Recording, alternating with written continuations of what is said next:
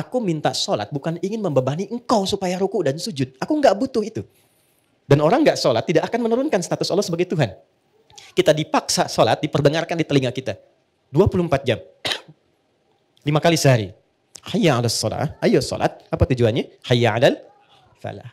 Jadi kalau teman-teman dengar azan, kalimat hayya 'alas sholat, ayo sholat. Dan Anda tanya, kenapa saya mesti sholat? Itu langsung dijawab oleh Allah lewat suara muadzin itu. Hayya 'alal falah. Karena semua gerakan dan bacaan sholat itu mengantarkan pada kesuksesan dan kebahagiaan. Bismillahirrahmanirrahim. Assalamualaikum warahmatullahi wabarakatuh. Alhamdulillah wassalatu wassalamu ala rasulillah wa ala alihi wa sahbihi wa man walah wa ba'du. Teman-teman yang saya muliakan, saya hormati, kita saling mendoakan. Izinkan saya mendoakan kita semua, mudah-mudahan hari ini kita berkumpul disehatkan oleh Allah Subhanahu wa taala. Yang kedua, ditenangkan hati kita, karena di Quran itu ada 3 hal yang sangat dinilai penting. 1, kesehatan. Jadi betapa banyak di Quran, bahkan saat sakit pun itu ada ayat khusus yang membimbing kita itu mempercepat lahirnya imunitas sehingga mendapatkan kesehatan lebih cepat. Ya, itu misal di Quran surah ke-26 ayat ke-80. Ini boleh kita amalkan karena itu ijazahnya langsung dari Al-Quran. Ini bahasanya Nabi Ibrahim alaihissalam. Tapi kalau sakit-sakit agak ringan ya. Misal batuk, misalnya kan serak, suara nggak keluar, atau pegal-pegal, atau sakit yang agak belum bisa ke rumah sakit tapi masih bisa kita optimalkan. Itu sambil dipegang yang kurang sehatnya. Lalu dikatakan begini, wa idza maridtu fahuwa yashfin. Teman-teman boleh catatkan itu di Quran surah 26 Asy-Syu'ara di ayat ke-80. Wa idza maridtu fahuwa yashfin. Maksudnya, kalau aku sakit, pasti Allah sembuhkan. Jadi di situ ditanamkan secara psikologi, kalau sakit itu justru jangan mengeluh. Jangan merasa lemah. Justru saat kita itu merasa lemah, ya maka ada sel namanya SK kalau nggak salah atau NK ya. Itu ada sel yang memperkuat imunitas kita, dia akan jatuh saat kita merasa lemah. Banyak saat Covid kemarin demikian deh. Ya, saya baru tahu itu karena kemarin baru ngisi ada simposium 123 rumah sakit, kita diskusi tentang pendekatan agama dan pendekatan medis. Nah, salah satunya itu ternyata sesuai. Saya pernah mengisi di Kalimantan, itu maghrib, akan dekat maghrib 10 menit lagi suara hilang.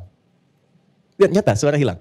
Lalu kemudian sedikit dikasih herbal, kemudian dipegang baca ayat tadi itu. Ya Allah, engkau yang tugaskan aku, engkau yang ciptakan, engkau yang ujikan, pasti engkau sembuhkan.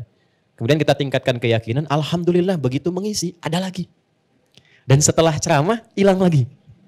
Ya supaya istirahat dulu gitu ya, nggak banyak ditanya gitu. Setelah itu kembali lagi. Itu 1. Nah yang kedua, kalau sudah ada penyakitnya yang divonis bahkan secara medis, ini nggak mungkin. Ini mustahil. Ini nggak bisa. Itu pindah nanti ayatnya ke Quran surah 21 ayat 83 sampai 84. Quran surah 21 Al-Anbiya ayat 83 sampai 84. Ya kita sambil nunggu rapi dulu baru kita mulai. Itu spiritnya tentang kisah Nabi Ayub. Ya, Nabi Ayub kan salah satu nabi yang diuji dengan penyakit, catat ini, yang tidak pernah dirasakan orang sebelum beliau dan tidak akan pernah dialami oleh orang setelah beliau. Ya. Dan pesan moralnya apa? Beliau kan nabi kan? Oke, rasul, orang soleh paling baik di zamannya. Sakit parah. Baik, saya mau tanya, kalau Nabi Ayub itu berbuat maksiat tidak? Tidak kan? Baik. Pernah berbuat yang buruk tidak? Tidak. Jadi jangan selalu simpulkan kalau sakit itu karena maksiat. Jangan selalu simpulkan kalau sakit itu karena saya banyak salah misalnya. Tidak. Ada di antara sakit itu yang Allah turunkan untuk menunjukkan sayang Allah kepada hambanya. Karena dalam kondisi orang sakit yang sakitnya sedemikian sulit, bukankah di titik itu dia selalu dipaksa untuk mendekat kepada Tuhannya? Kan nyebut Allah, sholatnya makin meningkat, puasanya makin tambah, zikirnya makin kuat. Nah sedangkan Allah kan paling senang kalau ada hamba yang terkoneksi dengannya. Karena itulah Nabi Ayub ketika di titik beliau sudah kurang lebih 20 tahun diuji dengan penyakit itu, istrinya tanya begini, ini agak cepat ya, Papa kan Nabi, Rasul. Kalau minta sama Allah pasti dikabul. Kenapa nggak angkat tangan, minta supaya disembuhkan? Perhatikan bagaimana Ayub alaihissalam bertanya, berapa lama kita diuji dengan sehat dan kaya? Nabi Ayub itu kaya, sehat, dan sejahtera, anaknya 12. Sejahtera. Lalu hari pertama diuji, mohon izin, mohon maaf, itu kekayaannya habis. Jadi ternaknya mati semua, kebunnya terbakar. Sehari, habis semua. Hari kedua, 12 anaknya meninggal semua. Setan menduga ini akan mundur. Ternyata hartanya habis, ya proyeknya hilang, itu ibadahnya makin meningkat. Anaknya meninggal dalam sehari semua, makin meningkat lagi. 2 kali lipat lagi. Terakhir diuji dengan penyakit. Dikira nggak akan berpikir. Ketika istrinya bertanya demikian, apa jawabannya? Mah, berapa lama kita sehat, senang dan bahagia? Kata istrinya, kurang lebih 70 tahun. Berapa lama kita diuji dengan sakit dan kondisi begini? Kata istrinya, kurang lebih 20 tahun. Perhatikan kalimatnya. Saya malu kalau minta sehat sekarang kepada Allah, sementara kita sudah diberikan ujian kebaikan kesehatan selama 70 tahun. Ini kan baru 20 tahun. Nanti kalau sakitnya sudah sama dengan ujian sehatnya, dan bahagia sudah sama dengan ujian sedihnya, sama-sama 70 tahun, baru aku minta. Di titik kesadaran itulah ketika sakitnya sudah mulai mengganggu ibadah, tadinya sholat misalnya bisa berdiri, sekarang sulit. Perhatikan baik-baik. Disitulah kemudian baru Ayub memohon. Diabadikanlah permohonan ini di Quran surah 21 ayat 83 sampai 84. Wa ayyuba. Dan aku buka kisah Ayub untuk inspirasi, kata Allah. Idznada rabbahu anni massaniya dhurru wa anta arhamur rahimin. Ketika beliau berdoa, perhatikan doanya baik-baik. Ya Allah, penyakit ini telah menghalangi dan mengganggu aku untuk beribadah kepadamu. Jadi minta sehatnya itu bukan untuk olahraga. Minta sehatnya bukan untuk bekerja. Tapi minta sehatnya itu untuk ibadah. Itu poinnya. Barangkali dari sekian banyak kita diuji, ada bagian organnya mungkin belum pernah dipakai ibadah. Ya kan? Nah, pesan keduanya, pesan moralnya, kalau minta sesuatu ingin cepat, arahkan kepentingan ibadah. Jangan diarahkan ke dunia, itu cepat dijawabnya. Sedangkan kau yang paling sayang kepadaku ya Allah, kalau yang paling sayang tidak menyembuhkan, kepada siapa lagi aku mesti memohon? Itu baru dibacakan sampai titik itu langsung turun jawaban. Fastajabna lahu, fakashafna bihi. Ya. Kemudian kami sembuhkan Ayub, lalu kami buka semua kesembuhannya itu. Ya, lalu apa yang terjadi? Setelah disembuhkan, kami kembalikan keluarganya, kami kembalikan hartanya, dan di ujung ditutup dengan kalimat wa dzikra lil abidin. Kalau ada seorang yang mengalami penyakit serupa seperti Ayub dan mengamalkan amalannya, aku akan berikan anugerah serupa seperti Ayub pernah dapat. Jadi tidak semua ujian yang kita terima itu, baik masalah di rumah tangga, di pekerjaan, atau bahkan sakit, bukan menyebabkan karena kita pernah berbuat salah. Tapi boleh jadi Allah ingin melipat gandakan kasih sayang yang pernah terjadi di antara suami istri, kasih sayang pernah terjadi di antara anak dan orang tua, kasih sayang pernah terjadi di antara kerabat, hartanya ingin dilipat gandakan lagi, dan kemuliaannya ingin diberikan lebih. Dengan apa? Dengan dia mengembalikan semua itu kepada Allah Subhanahu wa Ta'ala. Nah, ini pembuka kita. Hari ini kita akan banyak dialog. Saya hanya akan sampaikan materi singkat saja, penutup di pertemuan yang lalu. Setelah itu kita lebarkan dengan diskusi sampai mungkin waktunya memungkinkan kita untuk berpisah. Itu mukaddimah. Sekarang kita baru mulai. Baik ya. Bismillahirrahmanirrahim. Di pertemuan terakhir yang lalu, kita masih dalam pembahasan tentang fikih sholat. Ya. Dasar pembahasan ini adalah pertanyaan tentang kenapa kita mesti sholat. Sudah kita jawab di beberapa pertemuan yang lalu. Teman-teman yang baru bergabung, silahkan dicek lagi rekaman sebelumnya untuk mempermudah bahasan. Yang kedua, ini juga paling penting, apa yang kita dapatkan saat kita sholat. Ya? Kenapa kita sholat? Sudah dijawab, intinya ada 2 jawaban pokoknya. 1, untuk membuktikan kebertuhanan kita kepada Allah. Katanya kita mengatakan la ilaha illallah, apa buktinya? Maka ketika kita mengatakan la ilaha illallah, Allah minta buktikan. Apa pembuktiannya ya Allah? Maka diturunkan, buktikan lewat ibadah sholat kepadaku. Dalam sholat itulah kita menyebut nama Allah, Allahu Akbar sampai selesai salam. Baik, itu ada di Quran surah ke-20 ayat ke-14. Yang kedua, kenapa kita sholat? Sudah? Yang kedua, sholat didesain oleh Allah. Bukan hanya sekedar ibadah ritual dari takbir sampai salam, tapi semua gerakan dan bacaannya disiapkan untuk membimbing pelakunya mendapatkan kesuksesan dan kebahagiaan di semua aktivitas yang ia jalani sampai wafat. Tolong catat baik-baik itu. Jadi sholat ketika diperintahkan bukan sekedar ibadah ritual yang formalitas. Anda berwudu, takbir, salam. 5 kali ditunaikan. Kalau ini yang kita tangkap dan kita pahami, besar kemungkinan potensi sholat itu akan dipahami sebagai beban saja. Baru tadi sholat, sekarang sholat lagi. Ya kan? Kenapa sih harus 4 rakaat? Karena apa? Karena pesan-pesan atau hikmah yang berada di balik ibadah ini tidak dipelajari terlebih dahulu. Itulah sebabnya Allah memberikan pesan sebelum sholat. Kalau engkau ingin mendapatkan kenikmatan sholatmu, kenyamanan sholatmu, menjawab pertanyaanmu, pelajari dulu tentang semua bacaan dan gerakan sholat dari mulai bertakbir sampai dengan salam. Itu yang dimaksud di Quran surah 29 di ayat ke-45 yang telah kita bahas. Ya, gabungan antara sukses dan bahagia, and happiness, sukses dan bahagia, itu dalam bahasa Arab disebut dengan falah namanya. Jadi kalau sukses saja tanpa bahagia, itu fauz namanya. Turunannya 29 kali disebutkan di Quran. Faiz, fauzi, faizin, fauzan, faizah.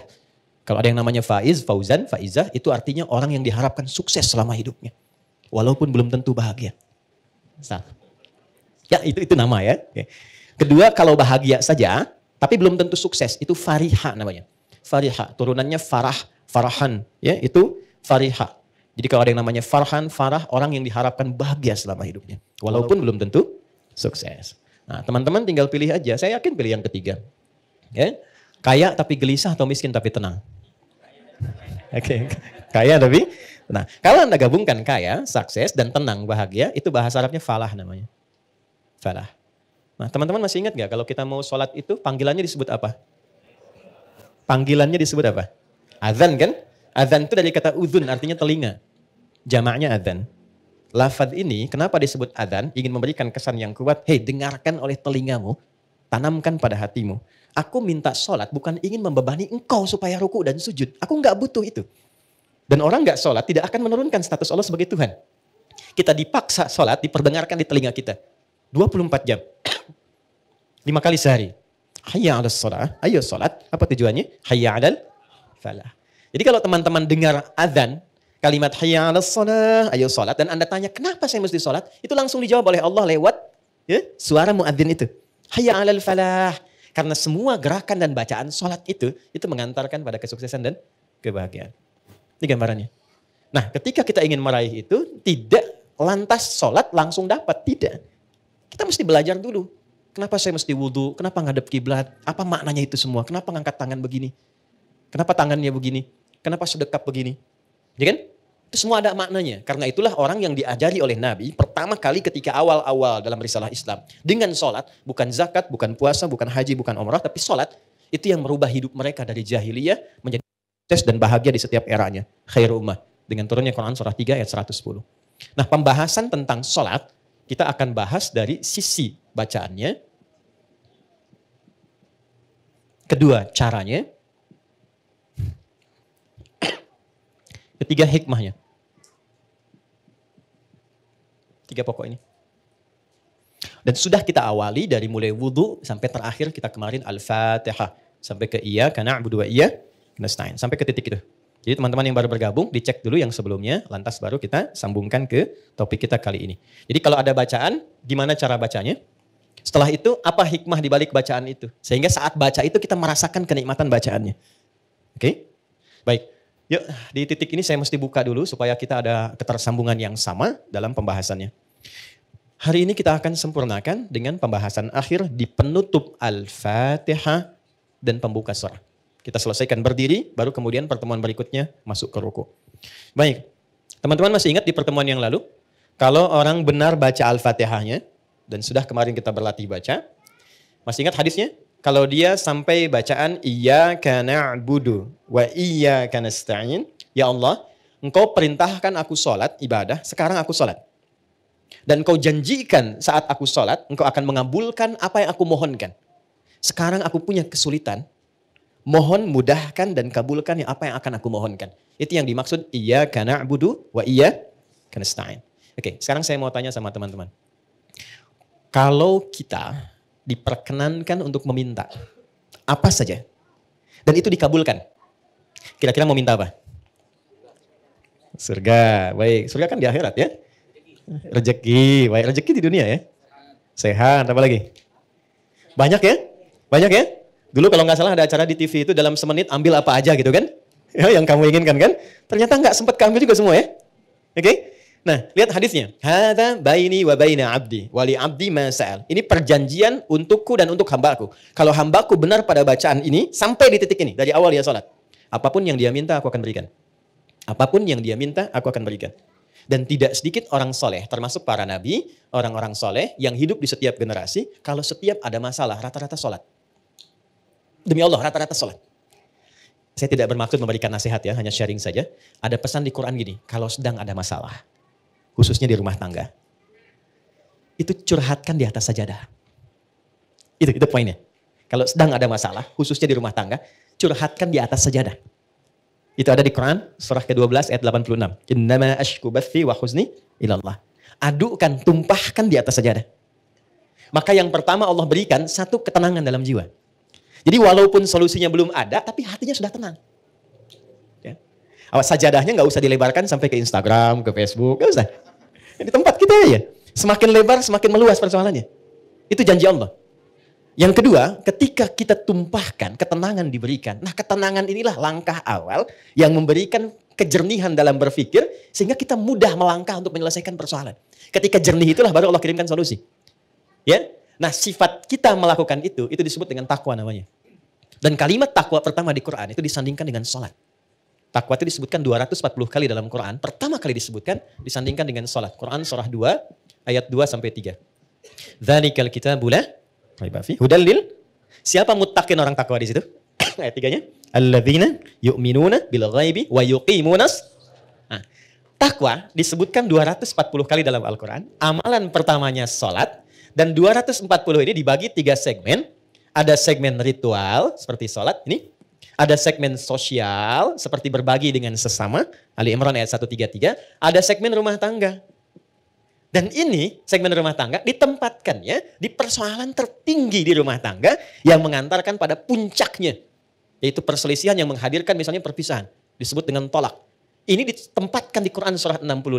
Surahnya surah At-Tolak. Ayatnya persis sama dengan ini 2-3. Coba lihat. Ini bukan dimirip-miripin ya. Saya nggak punya TikTok deh yang sekali ketik langsung tok jadi gitu ya. Enggak.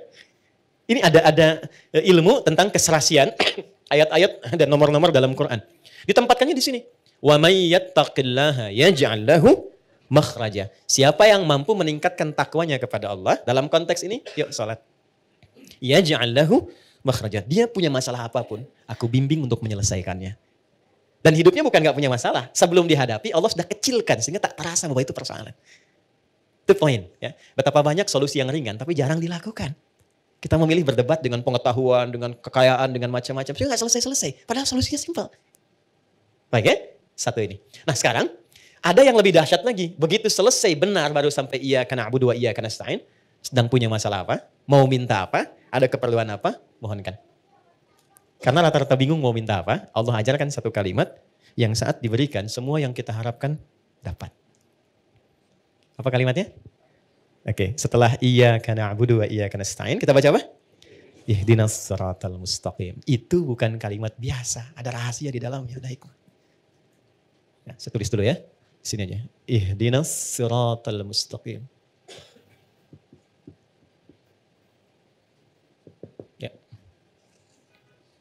Pelan-pelan. Nanti kita belajar sama-sama cara baca ini dan menyelaraskannya dengan suasana hati kita seperti apa. Karena ini dijawab nanti ketika kita baca ada jawabannya di ayat lain. Baik ya? Ihdinas siratal mustaqim. Nah, teman-teman kalau diterjemahkannya apa? Tunjukkan kami jalan yang lurus. Ah, itu terjemah tekstual. Baik ya? Itu bisa efektif dibaca saat haji nanti. Ya, saya pernah jadi petugas 2010, ada jemaah tersesat. Keluar dari maktab, dia bingung ketemu tentara, orang Arab, dia nanya. Jadi orang Arab yang gak bisa bahasa Indonesia, dia gak bisa bahasa Arab. Tapi pintar orangnya. Tidak putus harapan, dia buka gelang maktabnya, ditunjukkan. Pak katanya, ihdinas siratal mustaqim.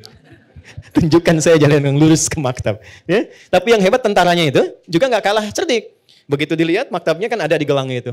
Maka dia tunjukkan siratal ladzina an'amta 'alaihim ghairil maghdubi 'alaihim waladdallin. Lulus jalan ini jangan belok-belok kamu sampai gitu. Itu pernah kejadian. Oke. Ihdina. Ya Allah mohon tunjukkan kami. Ihdina itu dari ahda yuhdi, asalnya dari hidayah. Hidayah superlatifnya hudan. Oke, pelan-pelan. Ihdi itu bentuk permohonan. Berikan kami hudan. Ini asalnya. Pelan-pelan. Berikan kami hudan. Apa itu hudan? Hudan itu asalnya semua solusi yang kita butuhkan dalam hidup. Simpel sekali. Semua solusi yang kita butuhkan dalam hidup. Contoh. Al-Quran itu disebut hudan oleh Allah. Al-Baqarah ayat 185. Ya syahrul Ramadan alladzi unzila fihil Qur'an hudan linnas. Kenapa Al-Quran disebut hudan? Karena isinya 6.236 ayat dari Al-Fatihah sampai An-Nas, itu semua isinya solusi buat kehidupan kita. Tentang anak ada di situ, tentang pekerjaan ada di situ. Tentang maaf ya, semua hal yang kita jalani dalam hidup dari mulai lahir sampai wafat itu ada di situ semua. Jadi bukan ayat bacaan yang hampa makna, bukan. Itu semua kalau dikeluarkan itu ada temanya secara tematik. Imam Al-Bukhari itu mengeluarkan 97 tema dari Quran. Disusun di dalam kitab beliau namanya Sahih Al-Bukhari. Bukan kitab hadis semata, bukan. Itu ada temanya. Dari mulai tentang iman, Anda bertanya kenapa iman saya suka naik turun. Kalau naik semangat ibadah, kalau turun saya agak malas gitu ya. Di sini nanti dikeluarkan ayatnya, topiknya apa, lalu ayatnya, lalu hadisnya, sejumlah 57 hadis. Ada bab bisnis Kitabul Buyu'. Teman-teman yang pebisnis, pengusaha, pengen belajar value dari Quran dan hadis, membimbing kita bisnis. Ya, demi Allah saya katakan, sahabat-sahabat Nabi dan tabi'in generasi setelah itu, yang mengaji dari topik ini, tema bisnis, itu setelah belajar mempraktekkan, tidak pernah ada yang kembali modal. Semua kembali untung. Dan kekayaannya itu di atas rata-rata. Ya, saya mau sebut Abdurrahman bin Auf, itu sebelum masuk Islam dan belajar dari Quran, itu kekayaannya itu standar aja walaupun kaya. Tapi setelah masuk Islam, itu kemarin riset saya tentang beberapa para sahabat, itu kekayaannya divaluasi kalau kekinian, itu sampai dengan 72.000 triliun. Dan ini riset ilmiah yang kemarin kami kaji. 72.000 triliun. Sekarang Elon Musk baru 3.000 ya. Jeff Bezos juga demikian kan. Baru di kisaran itu dulu 72.000. Dan hebatnya masuk surga juga tuh. Masuk surga juga daripada miskin gak jelas kan. Nah ini masuk surga juga. Oke. Jadi poinnya begini. Saya agak cepat langsung karena waktu kita terbatas. Ihdina, ya Allah berikan aku hudan. Solusi dari masalah yang aku rasakan sekarang. Nah saat teman-teman membacakan itu, coba di hatinya rasakan sedang punya masalah apa yang dirasakan. Gitu. Ini jarang dibaca begitu kan? Kan normal saja kan? Ihdinas siratal mustaqim, siratal ladzina an'amta 'alaihim ghairil maghdubi 'alaihim waladdallin. Amin, selesai. Sampai di situ benar untuk menggugurkan rukun dalam salat. Sah salatnya. Tapi Anda enggak dapat ini. Enggak dapat kenikmatannya. Jadi begitu Anda bacakan, ihdinas siratal mustaqim, rasakan dalam hati kita. Enggak perlu diungkapkan, kita belum sujud. Enggak perlu diungkapkan, rasakan dalam hati ada masalah apa yang dibawa dalam sholat. Karena Allah itu maha tahu, orang sholat itu pasti punya persoalan. Pasti bawa masalah. Ini kan tenang-tenang senyum-senyum itu, ya boleh jadi juga ada masalah kan. Enggak semuanya tenang kan dalam hatinya kan. Sama. Enggak ada orang dari subuh sampai zuhur enggak punya masalah, itu enggak ada itu. Ya enggak ada, semua orang punya persoalannya. Maka Allah tunggu sampai zuhur itu, kita minta supaya diselesaikan. Maka ketika selesai zuhur, nikmat kita menjalani siang sampai sore.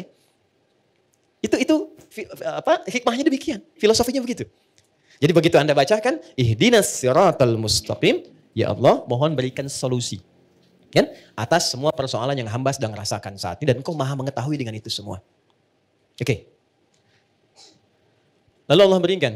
Saya mau tanya teman-teman, mohon izin ya. Kalau diberi itu pengen cepat, pengen lambat? Ingin mudah, ingin sulit? Mudah kan? Baik, kalau ada jalan berliku dengan jalan lurus, yang paling cepat yang lurus atau yang belok-belok? Lurus kan? Nah, lurus itu namanya siratal mustaqim. Mustaqim itu lurus, artinya mudah. Sirat itu lapang. Jadi sirat itu, jembatan kan yang sering kita pahami ya, jembatan, itu sebetulnya bukan jembatan sempit. Kan Nabi pernah sampaikan, kayak rambut di bawah 7 kan?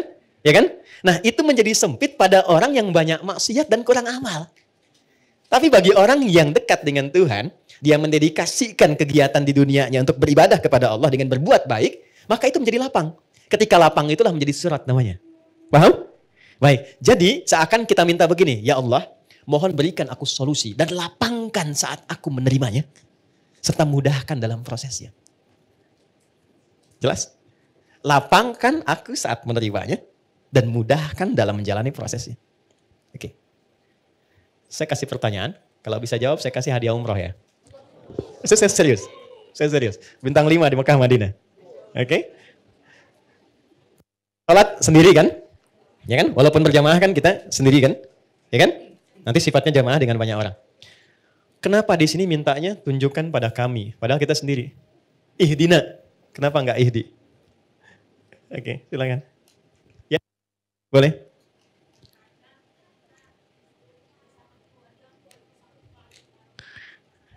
Bagus jawabannya. Sampai Cengkareng tuh. Oke, ada yang lain? Ya kan? Berdoa agar kami maksudnya tangan, kaki, kepala semua juga ikut berdoa. Bagus. Sampai migrasi. Waktu habis. Waktu habis. Dan sini, saya cepat saja.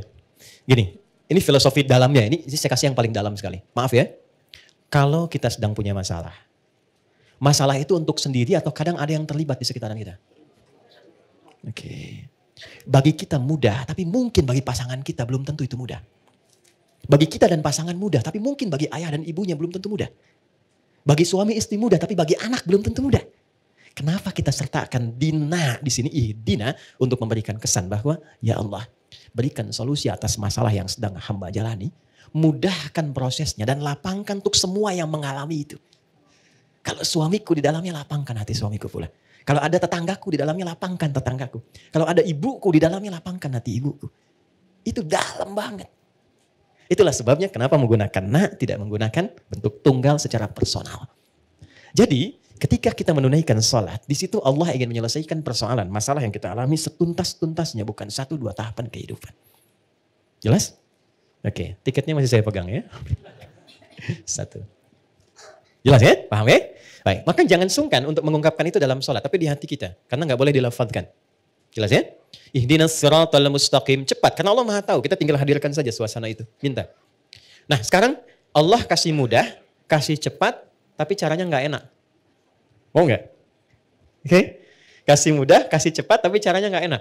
Anda melamar pekerjaan, langsung dikabulkan, cepat diterima. Tapi begitu datang, Anda dimaki-maki dulu. Hah? Lain kali nanti kalau ke sini, pas kerja, kamu pintar, tapi pakaian kamu nggak layak. Besok kamu ganti kayak gini. Ini perusahaan begini. Nggak cocok nanti kalau kamu pakaian begini. Tapi kamu diterima. Yang kedua, bagus, kamu prestasinya bagus, baik. Nanti silahkan besok mulai bekerja, datang sebaik-baiknya. Pakaiannya disesuaikan. Nanti kita sudah berikan ketentuan dress code-nya. Enak yang pertama, enak yang kedua. Yang kedua, sesuatu yang melahirkan ketenangan, kenyamanan, kenikmatan, itu bahasa Arabnya an-na'ama yun'imu. Nikmat sifatnya. Kalau kita minta kepada objek yang ada selain kita atau di depan kita atau yang enggak ada tapi kita minta, gunakan tak setelah an'ama menjadi an'amta. Maka setelah itu kita meminta, ya Allah saya enggak pengen dapat yang cepat, mudah, lapang, tapi misalnya enggak ada kenikmatan di dalamnya. Maka diteruskan ayatnya, siratal ladzina an'amta alaihim ghairil maghdubi alaihim walau. Ya. Jangan sampai di situ ada mohon maaf ya Allah. Ya, kita minta misalnya ya Allah, jangan sampai solusi itu datang diberikan tapi muncul juga rasa-rasa yang tidak mengenakan, mengarahkan kepada hal-hal yang tidak menyenangkan. Ya, walaupun ada tafsir lain maghdub di situ, kalangan yang dilaknat, dhalin yang tersesat. Karena sudah diberikan kenikmatan tapi tetap dia jauh dari Allah Subhanahu wa taala. Itu makna jauhnya. Jelas? Halo, jelas? Oke, setelah jelas, pertanyaan saya yang terakhir. Oke, dapat hadiah. Siapa orang-orang yang dimaksud di sini? Pada orang-orang yang telah engkau beri nikmat kepada mereka. Itu siapa? Para nabi. Apa lagi? Apa lagi? Ya, orang bertakwa. Bagus, baik. Apa lagi? Oke, singkatnya Quran surah 4 ayat 69. Ada 4 golongan. Jadi kalau teman-teman, ini ajaran dari Quran. Kalau ingin bahagia, ingin tenang, ingin nikmat, ikuti 4 golongan ini. Ikuti pola hidup mereka. Quran surah 4 ayat 69. Wa may yuti'illaha war rasula fa ulaika ma'al ladzina an'ama Allahu 'alaihim. Oke, kalimatnya sama. Wa may yuti'illaha war rasula. Siapa yang kehidupannya diikutkan pada petunjuk Allah dan Rasul. Dari bangun tidur sampai tidur lagi. Misal, saya mau bangun tidur, saya ikutin bagaimana Nabi bangun. Ya, itu contohnya ada pada doa nanti. Ya, doa itu bukan sekedar bacaan, di situ ada penuntun aktivitas di setiap doa itu. Ya. Oke. Siapa yang pola hidupnya mengikutkan pada tuntunan Allah dan Rasul. Perhatikan, faulaika ma'al ladzina an'ama Allahu 'alaihim. Maka mereka itu aku jamin akan disatukan dengan 4 kalangan yang selama hidupnya selalu dijamin kenikmatan oleh Allah. 4 kalangan. 1, minan nabiyyin, para nabi. 2, siddiqin, orang-orang yang membenarkan Quran dan mengamalkannya. Misal, kata Quran, berjilbablah perempuan. Maka dia membenarkan ayatnya dan mengamalkannya. Itu siddiq namanya. Jelas? Laki-laki misalnya, bangunlah tahajud walaupun sunnah. Anda benarkan ayatnya, Anda amalkan itu disebut siddiq. Yakin sepenuhnya dengan mengamalkannya. Kenapa Abu Bakar disebut Siddiq? Karena beliau paling yakin apapun yang Nabi sampaikan itu seketika diyakini, walaupun bagi sementara orang itu belum mampu ya dipahami dengan logikanya. Karena itu disebut dengan Abu Bakar as-Siddiq. Oke, 3. Ini Siddiq. 3, syuhada. Orang yang wafat yang saat hidupnya sering mendedikasikan kegiatannya untuk ibadah. Maaf ya, jangan hanya dipahami berperang misalnya secara militer, tidak. Anda bekerja niatkan karena Allah. Di rumah tangga niatkan karena Allah. Posisikan istri sebagai titipan Allah. Istri suami sebagai titipan Allah. Menyayanginya karena Allah. Posisikan anak sebagai titipan Allah. Saya tanya teman-teman nih, antum cintai istri itu karena Allah atau karena sayang? Berat sekali jawabnya ya. Oke. Anda cintai anak itu karena Allah atau karena sayang? Oke, kalau karena Allah itu ada 2 cirinya. 1, dia akan memastikan yang dicintainya itu selalu berada dalam hukum-hukum Allah. Oke? Jangan dibayangkan terlalu ekstrim, tidak. Ya, misalnya apa? Sholat, diajak sholat. Diingatkan ngaji misalnya. Didekatkan pada yang baik-baik. Istri pesan ke suami, cari yang halal ya. Jangan pernah datangkan yang haram misalnya. Itu sudah cukup menjadikan Anda berjuang hidup untuk menaati Allah. Kalau wafat, itu disebut wafatnya fi sabilillah. Orangnya disebut syahid, zamannya syuhada. Jadi ada 3 jenis syuhada itu. Syuhada yang wafat saat ada dinas militer. Ya, itu langsung syahidnya dunia akhirat. Ada syahidnya seperti tadi saya sampaikan. Merawat anak karena Allah, ibunya meninggal, syahid. Syahidnya syahid akhirat. Dimakamkan seperti biasa, tapi statusnya syahid. Itu kenikmatan surganya luar biasa. Kalau nggak percaya silahkan, lakukan dulu. Ya, nanti saat di ujung kematian itu ditampakkan hasilnya. Yang keempat, solihin, tingkat paling akhir. Wassalihin. Ya, saya akhiri di sini dengan cepat. Solihin itu singkatnya orang yang memastikan semua kegiatannya baik. Ya, kalau memandang yang baik. Kalau bicara, dia bicara yang baik-baik. Kalau kira-kira yang mau dikeluarkan itu kurang baik, dia tahan, dia nggak ungkapkan. Ketemu sama istri nih, ada beda pendapat. Dia mau cerita. Kemudian mau keluar kata-kata nggak baik. Dia jaga supaya menenangkan istri nggak menyinggungnya. Itu masuk kategori ini. Oke? Begitu sebaliknya. Ujung kepala sampai ujung kaki. Dia arahkan, melangkah pada yang baik, bekerja yang baik. Maka masuk kategori ini. Untuk perempuan, salihat. Untuk laki-laki, salihin. Ini poinnya. Jadi kalau ada orang-orang ingin hidup tenang, ingin nyaman. Minimal ikuti pola hidup para nabi, nggak terjangkau yang ini, atau paling minimal jadilah orang baik yang tidak melukai orang lain atau bahkan diri sendiri.